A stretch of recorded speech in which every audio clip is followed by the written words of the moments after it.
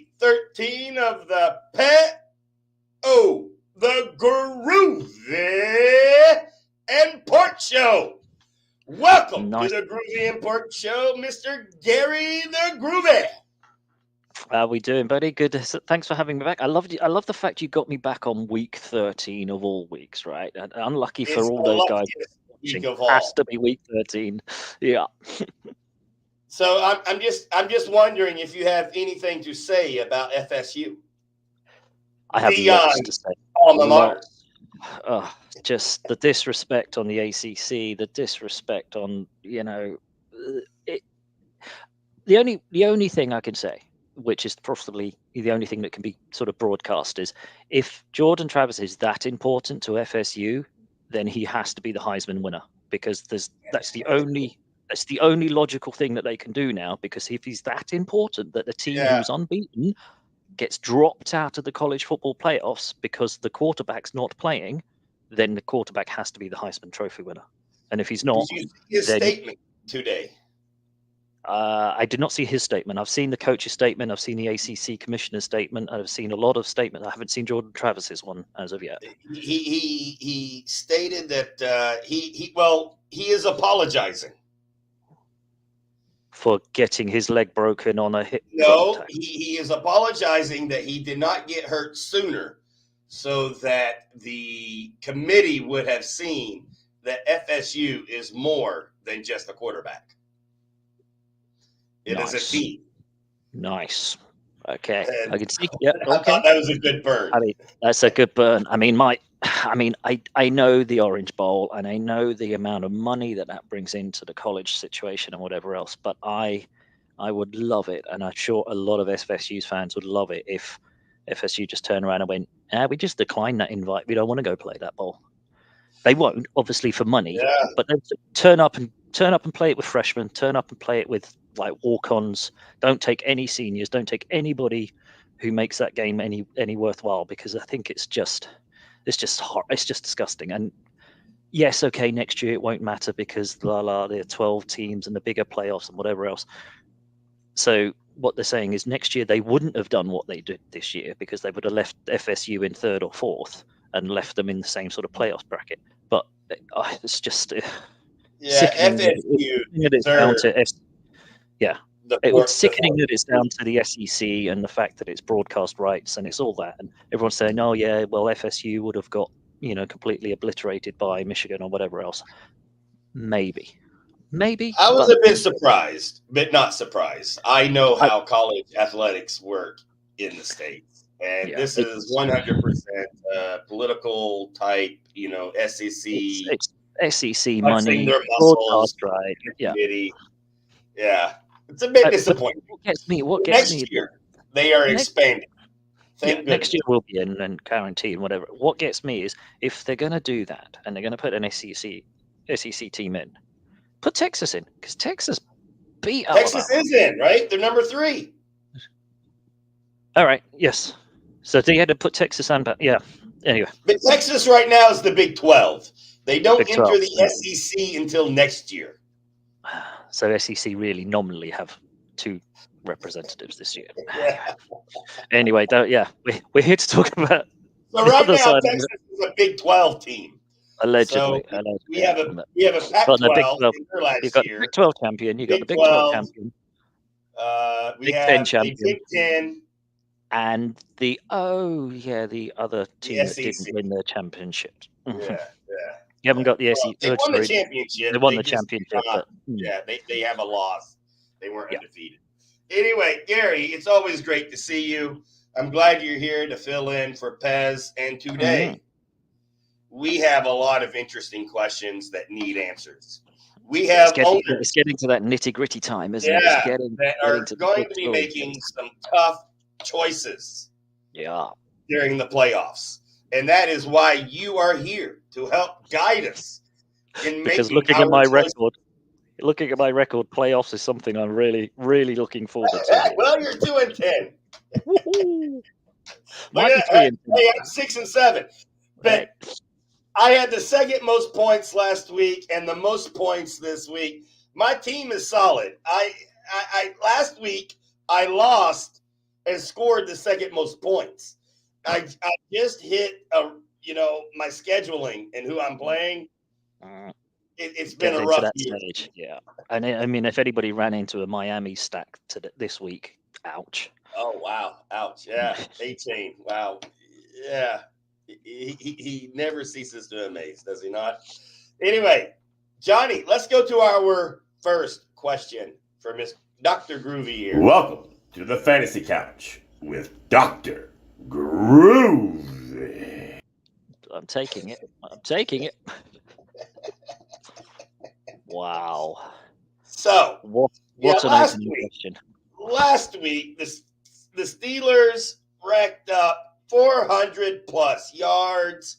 Fryermuth looked like an all-pro. Harris was pounding the ball. Johnson was making catches.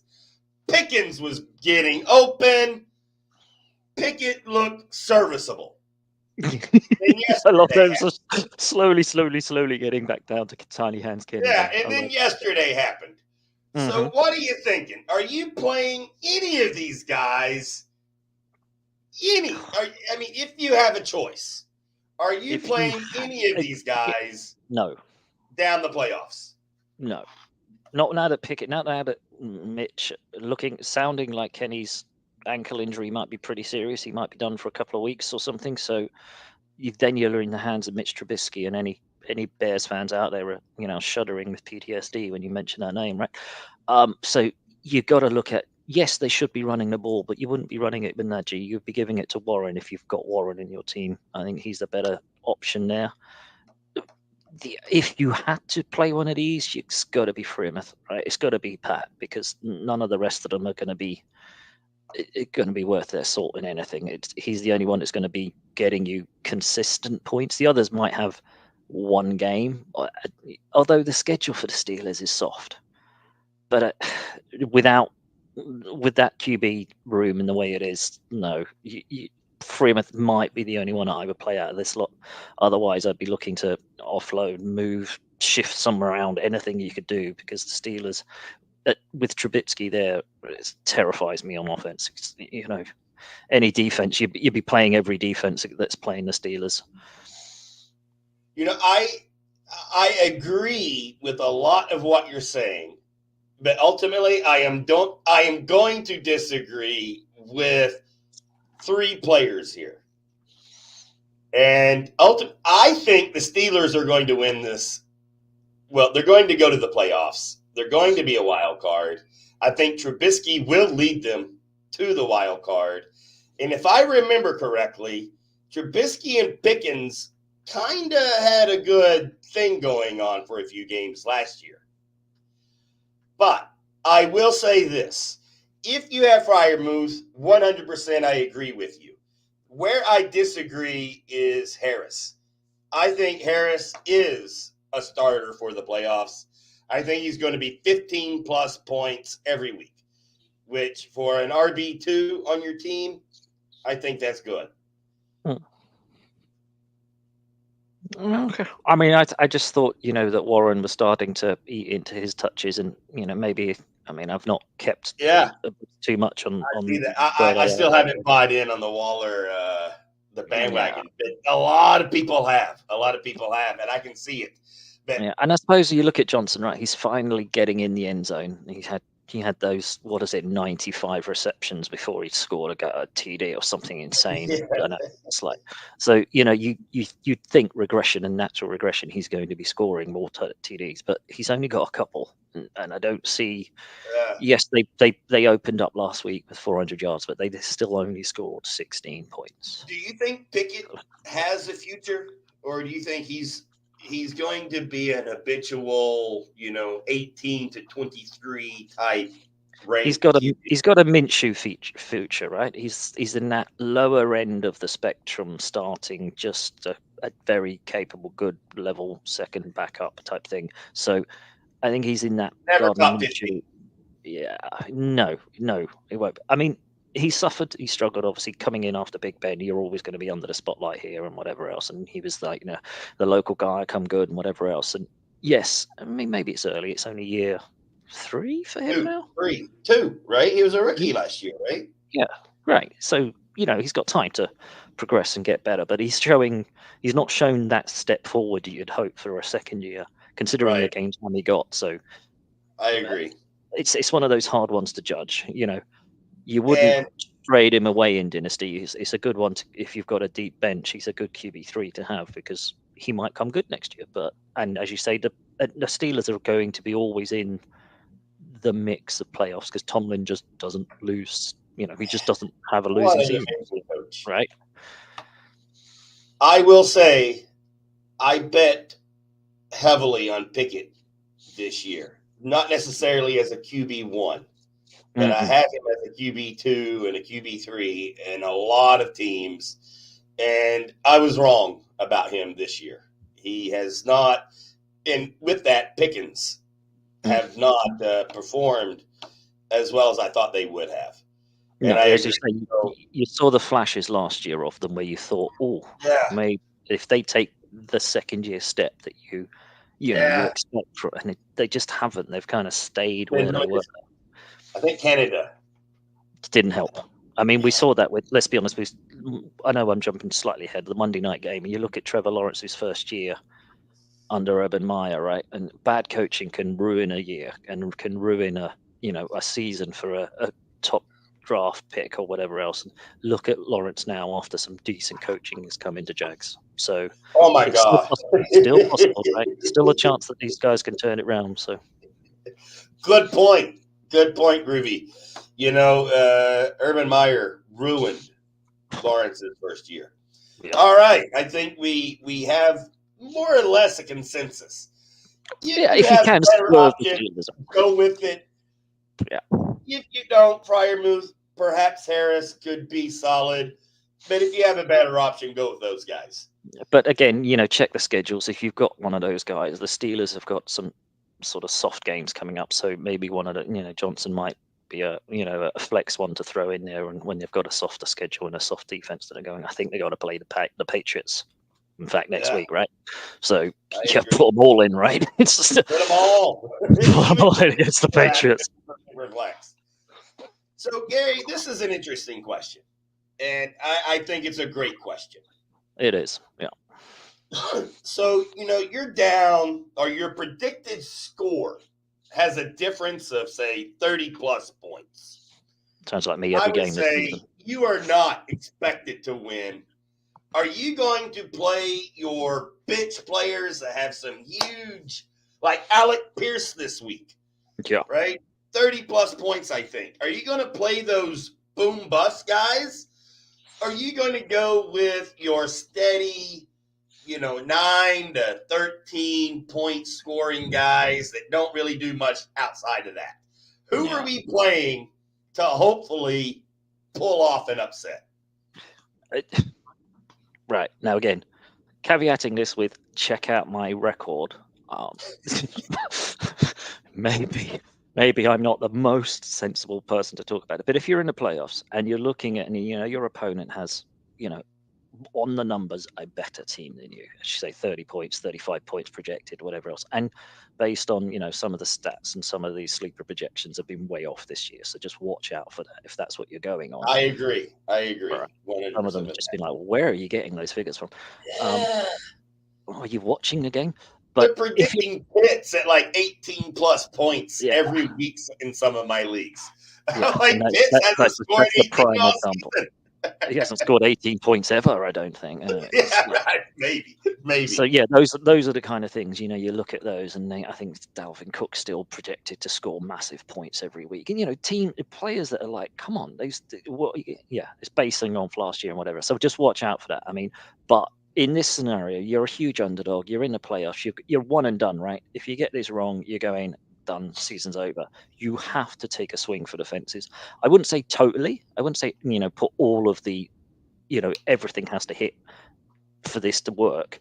You got to keep some consistency. You got to get some points on the board, and put some of your regular guys in.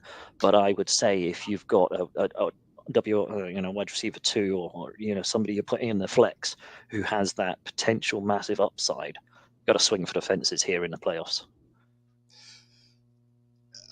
I'm feeling you. I'm feeling you, Gary. I think you're right. I think my my my mind, my thoughts agree with you 100%. Yeah, My I mean, I heart, wouldn't know. As I say, on the other haven't hand, been in a playoff position, so I couldn't tell you if that actually works. Maybe next year I could let you know. But my heart, on the other hand, really makes me. It's so tough to go with like Alec Pierce yeah, or yeah, yeah. Zay You're not. Flowers. Those guys that could. Isaiah Likely, actually, kind of guy. Yeah, He could take could the have roof a off. Could take the huge roof off. 20 Yeah, plus game, replacing Andrews. yeah. But you just don't know. Let's It's so fly and hard. they'll get you 9 points. Right. But if I'm going out, I'm going to go out swinging, I think. I'm with you. That's how I And look at it. just It's to, a to play. mention your record, because you've mentioned it a couple of times now, in fantasy football, I never grade the quality of an owner solely based on one team's record in one league or one season, Yeah. 1 year, etc. Because it could just take the one guy ahead of you drafting, always takes your guy. And he's the one with the 10-2 record, or the He's the 10 one sitting there at 8 and 11-2 4, and I'm record, like, and you're the guy with the 10 or the 2-10 record. yeah. And injuries this year have been massive. Yeah, Right, teams have been injuries decimated. have really people that have JJ. Yeah, I mean, their season has been wrecked. If they make it to the playoffs, they could really surprise because they're going to be a 5 or 6 seed, and JJ could explode depending if if Dobbs he gets back or and whoever whoever is going to play quarterback is able Yeah. to perform. Mullins Yeah. back off. No, anyway, moving on. Yeah. Mullins, yeah, thank you. I couldn't remember the guy. Mullins, I would still go with Dobbs if I were the Vikings. Gives you a better upside. It gives you the legs upside. I mean, Mullins is a ceiling player, right? You know exactly. By the way, just some foreshadowing here. Dobbs is a top 15 overall scorer in the Orkney Bowl. So I'm curious to find out some information about him later, perhaps, or some insight that you might have. So I think Dr. Groovy and I both agree here. If you're going to go out swinging. Go out with style.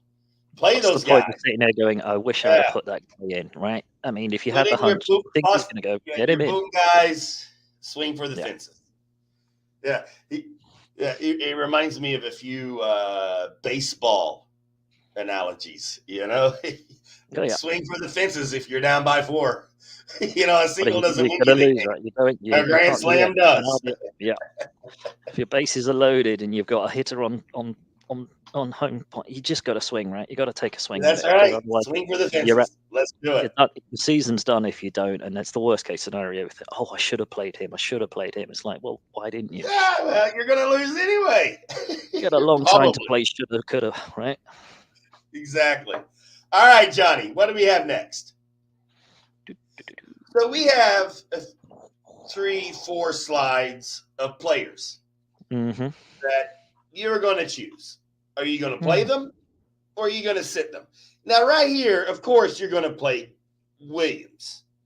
So what I would like to perhaps change the question slightly. Let's look at them individually. Singletary has seemed to have taken a back seat the last 2 or 3 weeks. Which is strange because he had a big week a few weeks back. And I'm like, yeah. What so happened there? And is the Texans have also gone away from the run as well. Yeah, Stroud, well, it's going to be interesting with Dell out. Are they going to go back to the running game? Just thinking that. I mean, initially I looked at this and I thought, Kyren Williams, twice on Sunday type thing. But then you look at it and you think, oh, hang on. Tank Dell was a big part of that Texans offense. Will they have to restructure? Will they start to lean a little more on a run game that's been kind of non-existent or has kind of definitely taken a back seat in the last few weeks? And will that injury change the mentality of the Texans going forward. So maybe Pierce isn't a bad. Yeah, I know. You can't look beyond Williams. He's come back from injury. The Rams are motoring. They've just moved into the wild card position over the Seahawks now with their, and they are running it really well. Their offensive line is kind of getting healthy and whatever else. They're running the ball really well. So you've got to look at Williams from that over any sort of Texans running back. But individually, yeah, it's a tricky one. Well, I will tell you, if I have a team, I have Kyron Williams on about half of my 30 teams. And I'm going to play him on every single team that I have. I have Pierce. Last year, I had him on at least 80 to 90%. And then I traded him on about 75% of those. Yeah. This year, I do have Damian, and the teams that I am fighting in the playoffs, I am still going to be sitting him. I still don't trust Pierce to perform on a weekly basis. Yep. If I have other options, I'm going to be sitting Pierce still, and I will be playing Williams. What's your thought on that? Yeah, you'd have to. I mean, he's a nice one to have on the bench for. I'm not sure, but I think the Texans have got a pretty easy game in a week or two where potentially, they'll be able to run the clock out, and then Pierce will do the workhorse, sort of get your points on that game. But he's only going to score you 3, 4, 5 points maybe, and then he'll have one game where he might score you 15 if you're lucky, type thing. But Williams at the moment is going to be outscoring him 2 or 3 times that, so you have to be going to Williams. So this week, let's see what he scored this week. I'm just curious. I think he had a good week this week, right? Oh, my sleeper is not updating. I apologize. So we'll just move on past that then. Damian Pierce, what did he score? He scored. Oh, look at that. He scored so far. Where are we? Denver? Was it Denver they were playing? He scored 11. 11 and a bit. 11 points this week. Oh, that's not as good as I thought. Yeah. Wow, so 11 points. Even on a good 15 still, I guess, right? 12 here in Gnarly. He had 12.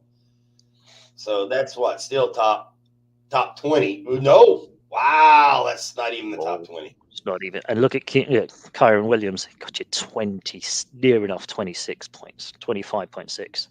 A-Chain with 30. Yeah. Hey, I think we might be speaking about A-Chain later, and I have a question. I think we should. Yeah, we certainly should be. I think, but yeah. So, Johnny, let's go to the next group of players. So again, I'd rather not put them against each other. I'd like to take them individually. But if you did have a choice between Cook or Madison, which one are you going to start?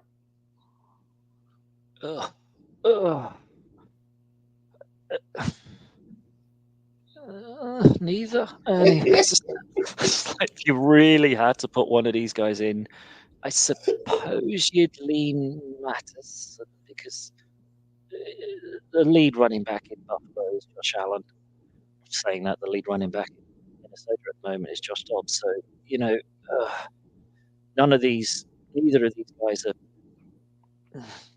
Cook maybe gets you some catches out of the backfield. Maybe it's a real struggle. I mean, these guys. If this is the battle you're having at running back, bad luck because this is ugly. The Vikings have not run the ball well all season. I mean, they've. I don't still understand why they traded for Cam Akers other than to get him out of LA. It must have been a favor somewhere because they just don't run the ball very well.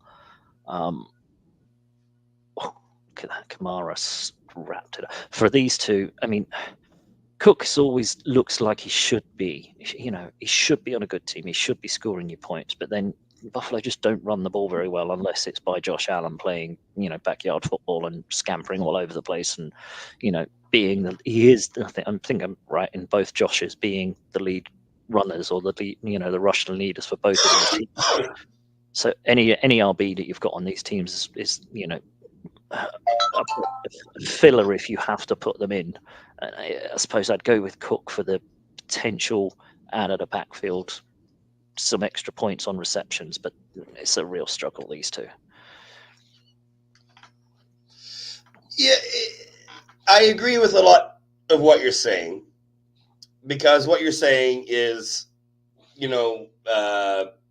well thought out. It's logical. It makes sense. But If I am choosing, I could see it. There's definitely a but coming there. I am 100% going with Cook, though.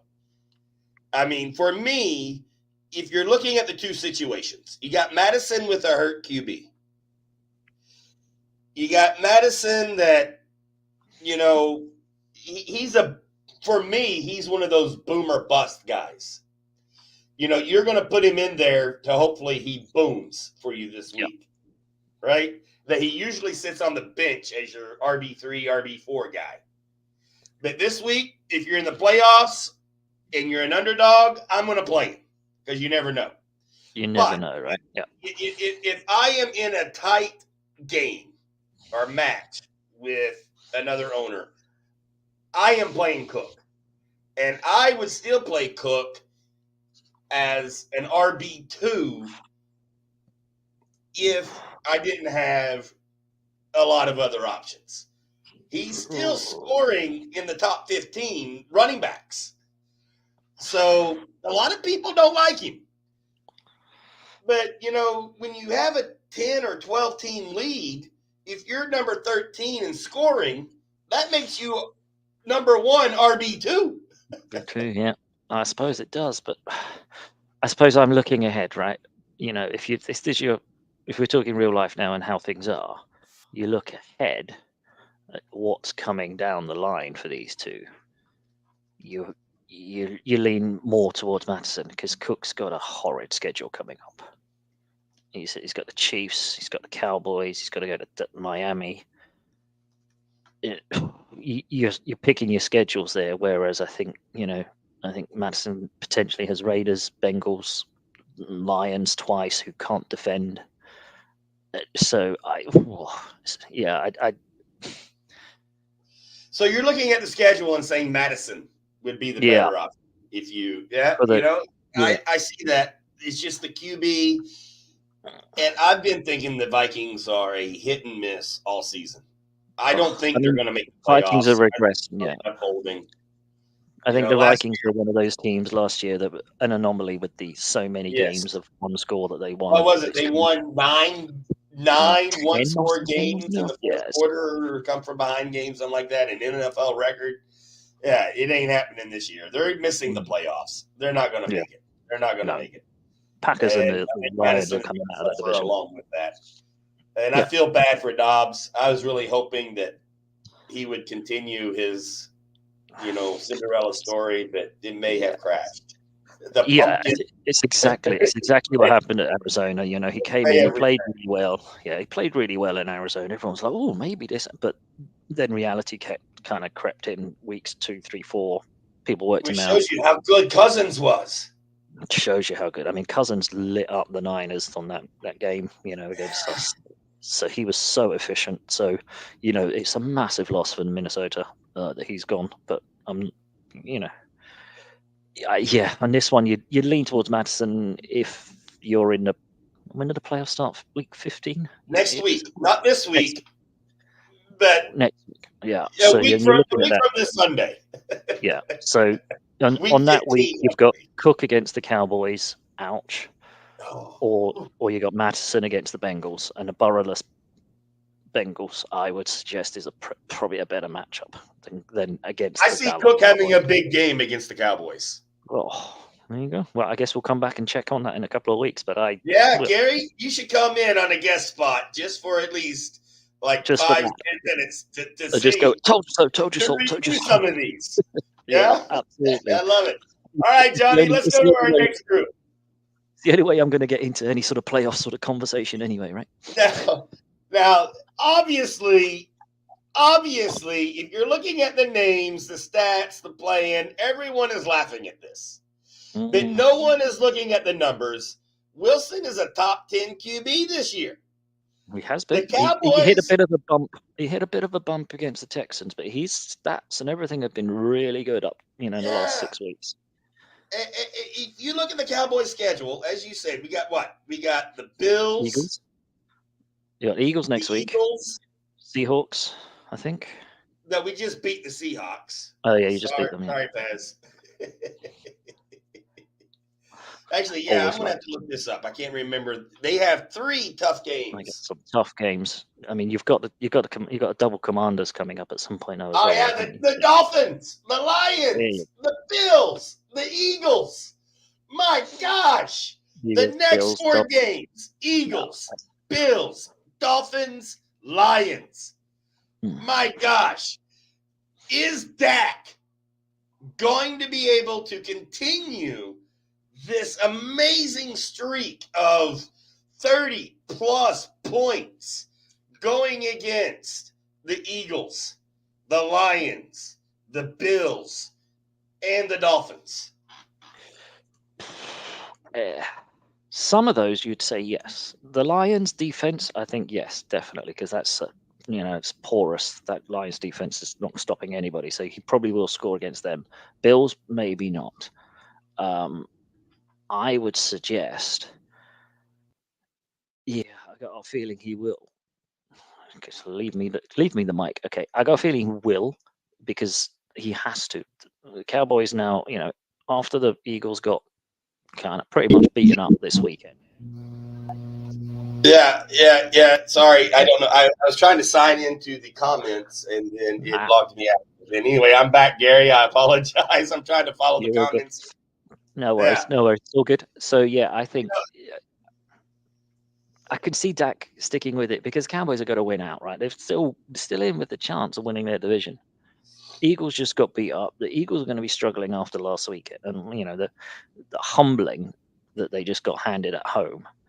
At least the Cowboys, when they came to the 49ers, they came to the 49ers and 42 got put on them. Whereas with the Niners have just gone into the Eagles, and with all the trash talk, I think that's opened up the soft underbelly of the Eagles there, and I think the Cowboys are going to, they have to win out. They've got some really tough games, as you say, but I see this is time for Dak to prove himself. And yeah, Johnny just said Wilson as the 8th QB this season. No one thought that, right? Not after last season. No. I could not even get a 3rd-round draft choice for this guy in the beginning of the season. Yeah, nobody wanted to touch him, did they? Everyone thought he was cooked and whatever else, and he was done. Too old. I actually have him on several teams. I took a flyer on him last season with some low round, low 2nd round, early 3rd round draft choices. And I'm quite pleased. I think I will certainly be able to get that for him in the offseason. Even if I don't, I think he'll be better next year, actually. I really do. With another year under Peyton, yeah, definitely. I mean, they started off really roughly. They've started to listen to the coach. They've started to kind of understand where Peyton's going with it. So yeah, he couldn't have been any worse than last year, and obviously he's not been. But he should, progress to make. I will tell you, my biggest surprise is Dak's performance under Schottenheimer as an offensive coordinator. Yeah. When have you ever seen a Schottenheimer offense in the top 5? It just doesn't happen. It just doesn't happen. So it's surprising. But I mean, CeeDee Lamb is having a season, right? Oh my gosh! That's and Pollard is starting to play. Finally, I mean, that's been missing. I think so. I think if the run game gets going, then you've got to play Dak, because if they can lean on Pollard and he starts to open some holes, then he's got the weapons to really cause you problems with CeeDee Lamb and his legs. So you got to be playing. You have to be playing Dak in this one. If you've got a flex and you've got Wilson, you got to play Dak every week. Every week, play Dak. I think, even against the Eagles, 100%. Especially against the Eagles. Look how many points Brock just put against the Eagles, and he's not got. His legs are not as good. So the upside of Dak with these legs against the Eagles. Well done, by the way, on the Niners. I tell you, they are one of those crazy, schizophrenic teams. Multiple personalities. You just never know what they're going to do. Yeah. But they are the dominant team this year. They are by the team. far. I mean, yes, the Eagles have the better record, and the Eagles have won tough, gritty, nasty games. But when it comes down to who's played the best football, it's night and day clear that the Niners are the best team at the moment. But they just haven't quite got this because of they had that. It's not even close. Yeah. And I would say it showed on Sunday. It was like, okay, that's the difference. Everyone was saying who's the best team and whatever else, and it was like, that's a fully fit Niners team. They just went into Lincoln Field. First quarter, they kind of, I said to one of the guys, it's like a rope a dope. Here's the first quarter. Let's see what you got. I was at it. 2 field goals. Right, now it's our turn. And from the second quarter onwards, it was foot to the floor and just complete juggernaut demolition. I have tried not to talk about the Cowboys much during this show because I know most of the 96 owners in our league hate the Cowboys with a passion. And they don't want to hear me talking about the Cowboys. They don't. But I think it's about time to mention that the Cowboys are playing well.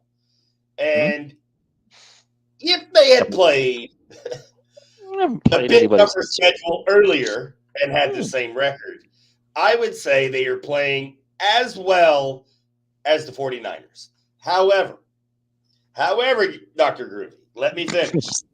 I'll let you finish that. All right. Until we beat the Eagles, the Bills, the Dolphins, and the Lions, we have nothing to say. If we go 3-1, we have something to say. If we go 2-2, we can. We can kind of stay in the conversation. We can bark. But I don't know if we can bite. Yeah, you've got to back it up, as you say. You've been playing really well, but then you look at the schedule that you've played, and you kind of go, "Yeah, okay." Let's see what the next 4 games.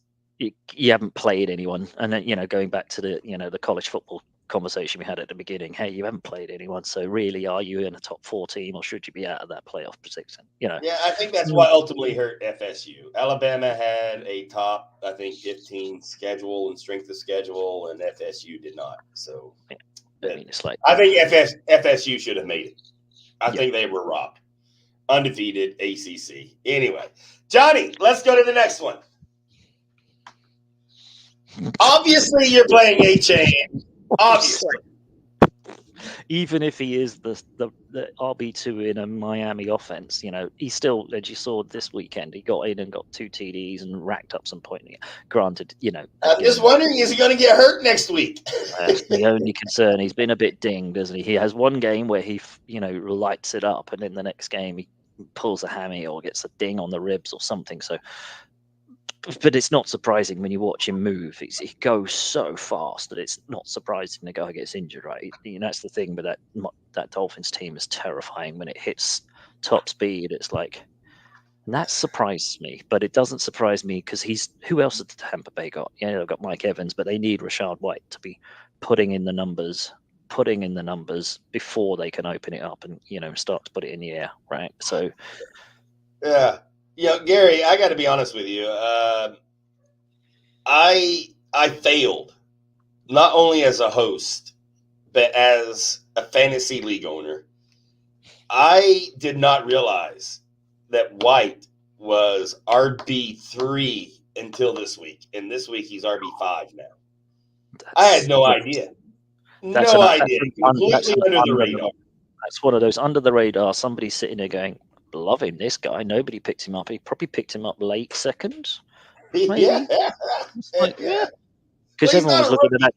Yeah, they probably got him around 11, round 12. Everyone's looking at Tampa Bay going, who? What? Oh, they've got nothing. Everyone was staying away from Tampa thinking they were going to be horrid this year. And now suddenly he has Rashad White sitting there. And as you say, RB5, which is like, woof.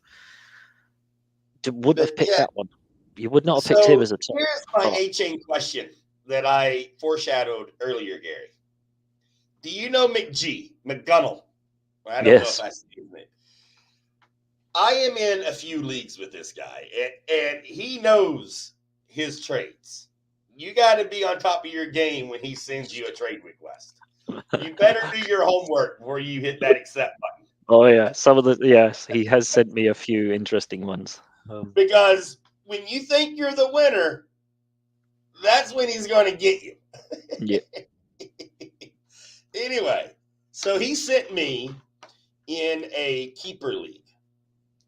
Okay, to where if you keep your guy, you got to do one round above. So if you draft a guy in round 6, you got to pay around 5 to keep him.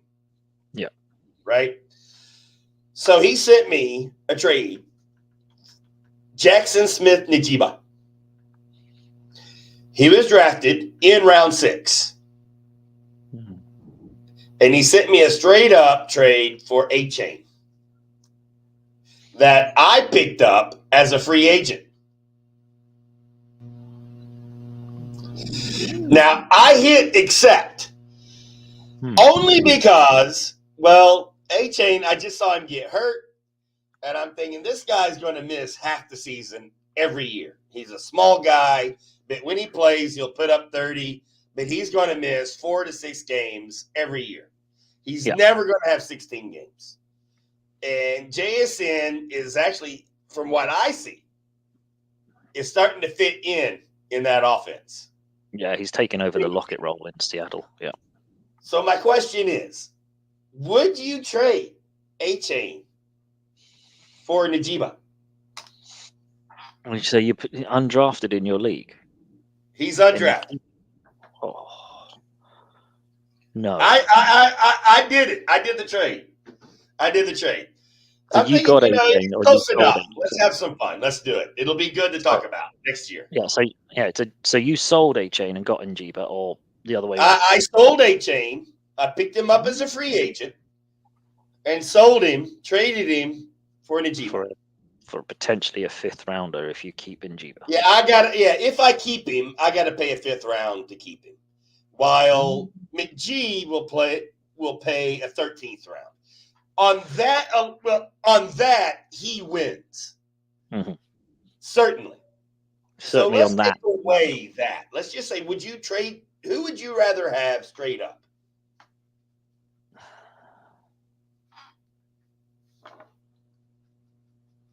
A-Chain.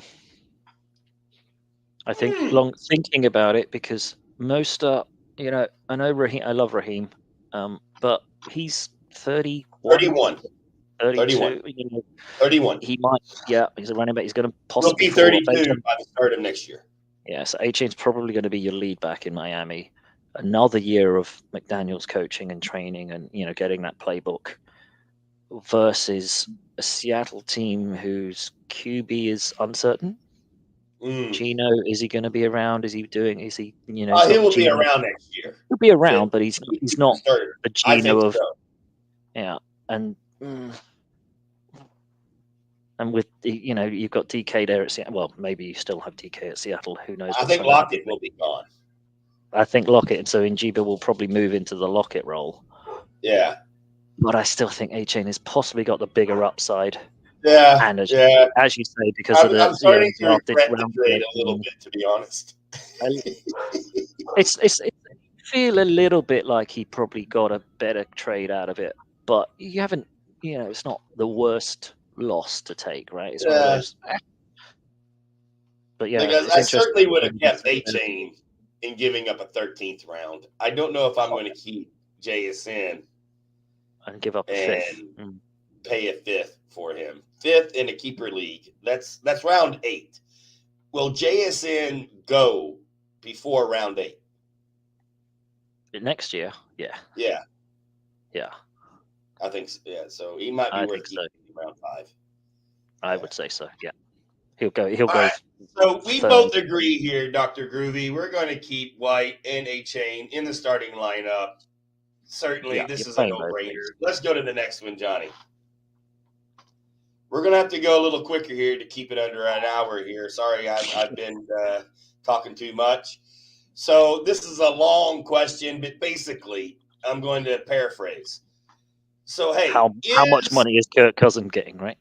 Yeah. Is Cousins coming back? And if he does, how much are they going to pay him? And does, the results happening right now affect their decision going forward? Now, let's try to get this in a a nice 1 minute answer for me. 1 minute answer. Right. I think he comes back to the Vikings. He does, because Jefferson, Addison, maybe a bit of an uplift on that running back position. Cousins, which, he's already shown. TJ Hawkinson there as well. He's already shown what he can do when fully fit and when he has that. They tore apart the Niners and he only had one receiver. You get JJ back in there. You get somebody like Cousins, who's, he's not elite. He's not in that sort of bracket of Mahomes and Herbert and whatever else, but he's been around. He knows what he's doing. He knows how to manage it. Yes, he comes back to the Vikings. He gets them back to the playoffs next year. How much money does he get? A lot. He gets 45 plus minimum. Yeah, easy. He's got to get a bag. He's got to get a lot. And if the Vikings don't give it to him, then Colts. This guy has won the business of football. Yeah, this guy. I mean, there are teams out there who will throw money at him, who have either just gone and drafted a rookie and need somebody who's going to be sensible or whatever else. He is your ultimate plug and play. Get him in there, guy. Where would he go? Just sort of thinking. I spilled my water, mate. I apologize. No worries. You're all good. I'm just trying to think where would be a good my man. Water in the middle of a show. That'll teach you. All that hydration is bad for you. And of course, you spill a bottle this big, the water goes everywhere. Just a little glass would be fine, but you've got a 4-liter bottle you've just poured over. I mean, would Cousins? I mean, Cousins to the Saints. That seems an interesting one because Carr's not worked out there. That would be an interesting one. Where else would he go? Saints, I really thought Carr would do a bit better, but I wasn't expecting much. I was expecting 10 to 15 performance. But I'm not sure he's done that, to be honest. I think he's been a disappointment for the Saints and Dennis Allen so far. But I never had trust in Dennis Allen, and I always thought he was, the Saints you know what? were Here's an interesting one. Here's an interesting one. Yeah. So let's go to the next one, Johnny. Smith goes, if the head coach goes from the Falcons and Cousins goes to the Falcons with the weapons that the Falcons have. Suddenly can't trade London. No, I'm just kind of spitballing a little bit, but that's a fit. Email Mike Florio and let him start these. Cousins to the Falcons. That would be awesome. Think about it, though. That offense is stacked, and they just have. Ooh. So, Johnny, let's go down to the next one. Could make the NFC South finally an interesting division now. Johnny, I want to see the next question before we answer this. Yeah, let's go to the previous one. I apologize, Johnny. So we're going to skip the next one, and we're going to answer this as our last question of the evening, or the day, or the show. So, Dr. Groovy, what players have the best or worst schedule down the stretch that these are the guys that you really want or don't want on your team? No, I looked at this earlier and I thought I found one that was like, this is where you want to be going. That's it. I found it now. I remember now. You want on your team Nico Collins. Nico Collins at the Texans. The Texans have a schedule that's favorable. They got to go up against the awful Jets next week. They got the Titans twice. They got Cleveland with no QB. Yes, I think they've got one. The Colts, who knows? And Minshew mania going on at the Colts, who knows? The Texans have a chance there to really cement their place. And with Dell terrible teams that you're mentioning, but have the Browns have one of the best defenses. The Jets probably has the best defense. Both of those defenses are creaking because all they've been doing is propping up a non-existent offense. The Jets look. I mean, the Jets got a safety, their third safety of the year. You know how amazing that is. Yeah, the Browns let up. Well, I mean, the Jets have scored more safeties than TDs this year, I think, or something insane. Right? I wouldn't be surprised. And then I think I think the Browns' defense is starting to creak because they have been on the field a lot, and both of these defenses have been on the field a lot. And yes, they're ranked high, but they're ranked high, and it's week 13, 14 now. They are creaking. They are ready, and there's fractures going on in the Jets. It looks just horrid. I mean, they just lost to the Falcons, for crying out loud. Nobody should lose to the Falcons. Well, It's bad in New York. I And don't I like say, Aaron Rodgers. So I was pulling for the Jets despite Aaron Rodgers. But with his little, I think this whole IR game that he's doing is his whole ego.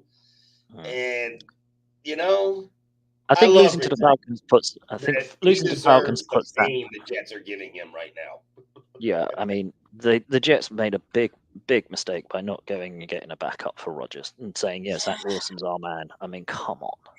Especially and then not doing it in the offseason, fine. But then when Rodgers went down, then that's when you make your move because you look at your QB room and go, "Oh, all that good feeling that we had when Rodgers is gone." Yes, I get it that Rodgers is on a massive contract, whatever else, and if he comes back, etc., etc. But look at how bad the season has been. You're now talking about, they're talking about the head coach being on the block and everything else. It's like all that good feeling just got sucked out of that building. It's terrible, OC. Oh, it's terrible. And, if you look at what they brought in Lazard and all these other guys from the Packers. It was the Green Bay Old Boys Club, wasn't it? They're just old receivers, and they're not good for Wilson. And the Jets. I tell you, Jets are going to Jets, right? But I say, as I say, players to get in the stretch now. If you can get Nico, I'm not going down the slippery slope. I will just say Woody Johnson. He deserves what they're getting. Anyway, go to the next question. Skip the next. Let's go to the next. Playoff preparations. One guy that will lose you the championship.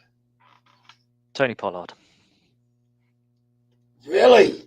Yeah.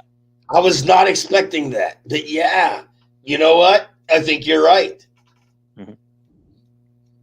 Because they're either going to be, he's not a grinder, is he? So if they have a big lead, they don't give him the ball with big leads. Nope. They put all the other guys in. He doesn't score the points that you need. And if you're relying on it, you're in trouble. And if they're behind, they're throwing it to CeeDee Lamb. Yeah, and Ferguson and Cooks now, they're not. Pollard is, the 3, 4, 5. Yeah. You know what? I think you could be right. And that's a good choice. Mm-hmm. Yeah. Because you put Pollard, you're putting Pollard in every game, right? You're like, I'll be one all the time. But he's going to be one of those ones you're relying on 12, Johnny, 15 what's his points. RB rank right now, Pollard? Yeah, you are going to start him every week. You got to, especially after his last few weeks. He's been performing well. Oh, he's way down. He's not too high. Where is he? His overall rank? Running backs, season, fantasy points. There you go. All right, 227. So he's about 1, 2, 3, 4, 5, 6, 7, 8, 9. 9. I got him at 9. Okay. Yeah. So in a 12-team league, that's still a solid RB1. Yeah. I think you lean on him and he doesn't get you the points. Yeah, but you're going to be relying on him to be more than just 15, though, right? You're going to be wanting him to get you 20. Yeah. Yeah, I know those 5, 6 points could be the ones that. That's the best answer of the night. We should start having Johnny take this down. We should start awarding answer of the night. Right there. There it is. Our answer there's of the your show. There's your mic drop moment. Mic drop moment there, because when I mentioned him, I saw your face. Tony Pollard, right there. So I saw your face when I said it. It was like. Let's make a what do you call soundbite? So, Dr. Groovy, what's the one player you think will cost you the playoffs? Tony Pollard. Oh! Okay, there's your soundbite, Johnny. Johnny, let's go to the next one.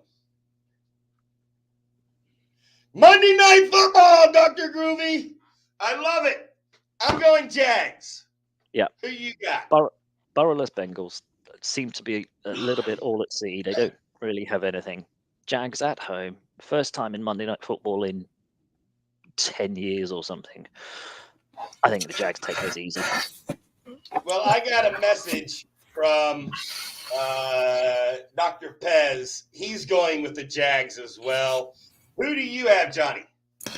Oh, the Jags. Has to be. It's a clean sweep. Every time you have a clean sweep, you usually get it wrong. So I probably put a bit in the Bengals in it. So, hey, one of us need to take Gary. You got to change your choice. I can't do it. I can't. Because if I change it, then I will lose. Yeah. Look, I'm going to lose. Look at my record, right? The only way that this is going to work is Jamar Chase goes off, and I can't see, Jamar Chase going off. Everyone agrees it's always wrong. Just look at last week. All right, I'll take one for the team. 4 times this season we've agreed, and we've actually got it right. Every other time we agree, we've got it wrong. Right when we all agree. Yeah.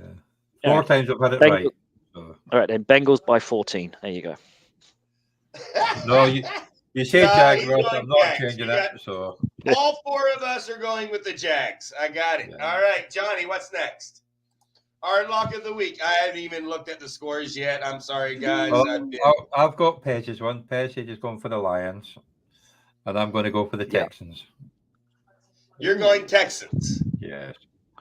They got me a couple of weeks ago. We'll try again. So it's got to be the Steelers as your lock of the week. What the Steelers on? I'm going Chiefs. Well, bouncing back from the loss. Steelers are my lock of the week. They've got the easiest team in the league to play. Wait. The 49ers? Oh, you say the easiest team in the week, but then the Chargers only scored 6 points against them. Yeah, the Chargers. I like saying this. You mean they're playing the Patriots? The easiest team? I thought it was the Giants. God, I love saying the Patriots suck. Say it with me. The Patriots. Yeah, they're pretty good. They are, but I mean, and it's coming from Johnny, right? That says it even all. The Giants beat them, yeah. Even the Giants. Danny DeVito beat them, so yeah. Says it all. Says it all. I am the DeVito, the pizza man. All right, that's my look. Yeah, Thursday night football. It makes me want to watch the Goodfellas every time I hear his name. Mama's going to make me some lasagna. Right, let's see what I've got. The underdog of the week. All right. So, Johnny, you got my lock of the week with the Chiefs, right? I did indeed, yes. So, for the underdog, I've gone for the Broncos. And 2.5 against the Chargers? Yeah, I see. And Page has gone for the Buccaneers. Okay, Johnny. Who are you going for, Pork? I'm going Seahawks. Oh, don't. Let me just win again. Behave. Well, I suppose they'll cover the spread. I'm going Seahawks on the road to upset CMC, Mr. Pretty Boy, Debo, Rockman, and did you not see Thanksgiving? Did you not watch the Thanksgiving game? Did you not see how one-sided that game was? Kittle is brittle. You know this. Brittle Kittle will be hurt the first quarter. Yeah, Ayuk will be puking on the sideline, looking at Debo. I think this might be a bit of a cowboy bias coming through. Just a guess here, but no, it's certainly not based on the hour. I tell you what, Gary. In all honesty, I'm going to give you my thought process so you understand it. Okay. Number one, I hate the 49ers. That's just number one, to put it out there. Number two, every year, the Seahawks beat the 49ers at least once. Yeah. It's an NFC West. You just cannibalize each other. First game. They have not been swept in year. When was the last year the 49ers swept the Seahawks? Last year. Last year? Well, it ain't going to happen this year. We beat them 3 times last year. Well, you won't beat them 2 times this year. Okay. All right. I still say that's a Dallas Cowboy style bias. The only reason, no, it's not the only reason I am picking the Seahawks is because the Niners, they will always lose one game to the Rams and one game to the Seahawks. We'll It's probably lose just the game the to the way it Cardinals as is. well. It's the It's NFC. what? It's the NFC West. It's the NFC West. We cannibalize each other. That's right. Teams. That's always right. take- no. I'm really not going off of any other thing or statistic, or I think that there's a matchup or what. I just thinking the only thing I'm doing, the Seahawks lost the first game. They're 12-point underdogs. No one thinks after the Cowboys just whipped them hard, that they're going to put up any fight against the Niners. Well, this is when a team like the Seahawks that are good but not great, this is when they perform and they do this crazy upset after the Niners just whipped up on the Eagles. Yeah. And they're Could going be a home. complacency. Yeah, it could be a complacency. Could be. It's about the only way that that's going to kick in. I'm not doing matchups. I'm not doing any. I'm just going on a gut. I just feel, as you said, the NFC West, they cannibalize each other. I think the Seahawks got this. 12-point underdogs. Let's go Hawks. Wow. Wow. But, Just hey, wow. man, I do think the Niners are the best team. Yeah. So, Wow. Just. I got the Raiders. Take the Raiders, the Vikings. That's my, because it's at I like Vegas. it. That's gonna just be an arm wrestle, and I think Pierce has got them feeling a bit Raider-like. They've got a bit of that nasty Raider Nation thing back again. So I got a feeling that might be a good game, and I see them just kind of eking that one out. I like that choice. Yeah. The Raiders are a sneaky pick. You never know with the interim coach. Mm-hmm. Johnny, who you got? I got it for the Broncos. Bounce back. Who are the Broncos playing? Chargers. Chargers. Chargers are 2.5 favorites. Wait, the Broncos are underdogs? Yep. Is that LA? Yeah, it's home. LA are 2.5 favorites. They're playing the Chargers it'll be a home game for the Broncos then. They're playing in SoFi. Yeah. Levi South, right? Yeah. The Chargers haven't had a home game since they left San Diego. I mean, I really feel that was the worst choice the Chargers ever could have done, was move to LA with the Rams. Stan I get why they Kroenke did will it. never allow them to be The number one team. Yeah, never. And actually, they're out cowboying the Cowboys. I think the Chargers are the new Cowboys. Yep. Cowboys going to cowboy, but Chargers are going to charge. Chargers are going to charge. Yeah. They're absolutely ruining a great QB with an awful head coach. Much like we mentioned Urban Meyer and much like we mentioned Canada, there's another one who should be sent packing as soon as possible back to a DC role or something somewhere, because he's just. That's another question. I'm surprised the question didn't. Matt Jones as well. My gosh, I mean, there's it's so amazing. many. So anyway, many bad Dr. people. Groovy, I want to say thank you for coming. Appreciate it. It's been good fun. You have been a hero to step in for our resident Dr. Pez. And the best thing about it is a house call today, so he is unavailable. All good. He's got his little medicine bag and he's gone out on a visit. But the best thing is, it sounds like I knew what I was talking about, and I got the answer of the week, so I'm good. Yeah, answer of the week. I'm sure that's going to be answer of the week highlight in Johnny's snippets that he posts. That's it. And also, probably one of those ones that will come back to me in 3 weeks' time, where Pollard goes off and absolutely rips it open. Hey, do you want another soundbite, That Gary? too, yes. Gary, do you want to make another soundbite? Go on. What have you got in store? Okay, all right, Johnny, here you go. So, Gary, would you like to ask me who my underdog of the week is? I would. I'd be interested. Who is your underdog of the week? I think I'm going with the Seahawks. What? Oh!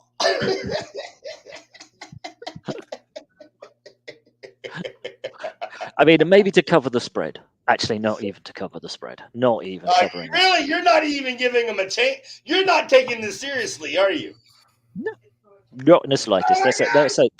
We're winning that by 17.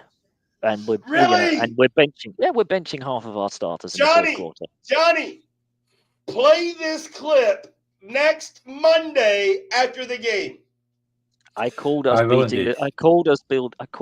beating the Eagles by at least 10 points. I thought it would be 31-21, and I was wrong because it was much worse.